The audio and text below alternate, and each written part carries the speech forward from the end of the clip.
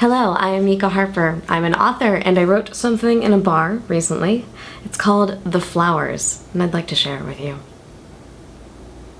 The flowers remembered a greenhouse, the sweet taste of soil, and pain of stretching roots growing deeper as the stalks grew taller.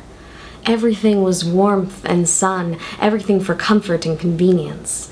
The flowers blossomed, and if they could have, they would smile. Then it became cold and disconnected, a bound stack of stalks, just like itself, dipped in cold and all in shock.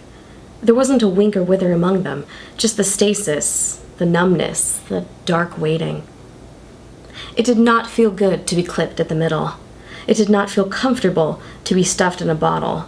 It did not feel satisfying to suck at the water and find nothing but harsh minerals and no nutrient. Feelings were all it ever had. It felt the chemical candle flickering close by, the warmth of breath that drifted past, all different, changing tone and pitch and density. The flowers felt, because that is what flowers do. There was a high trill and quick words, weaving in and out of a larger, lumbering presence, the patience of a bear with a fox nipping playfully at its heels. Age countered by excitement, zeal calmed by experience. The water shuddered with bumps and rattles. Youth could never sit still and caused seismic shocks all around. The rumbling word maker steadied the buzzing on the other side. There was a change in pitch, high and even, met and matched, each side pushing their own breath far enough to meet in the middle and dissipate. Different climates interconnected, making the candle flicker, constant and consistent as a stream connecting at a fork. A short intermission of distant breaths, never meeting or mixing or touching at all. The churning air next was curling like smoke upon itself. Where one began or ended, there could be no way of knowing.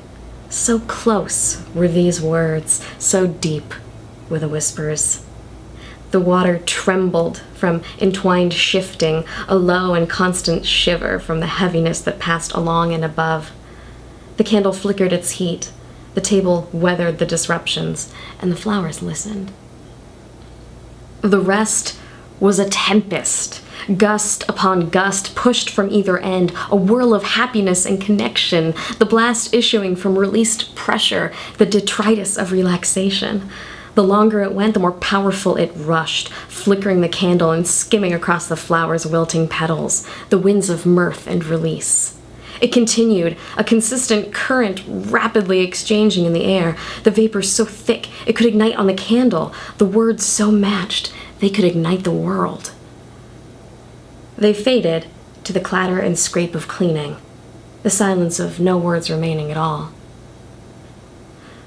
The water sloshed, shifted, and then disappeared.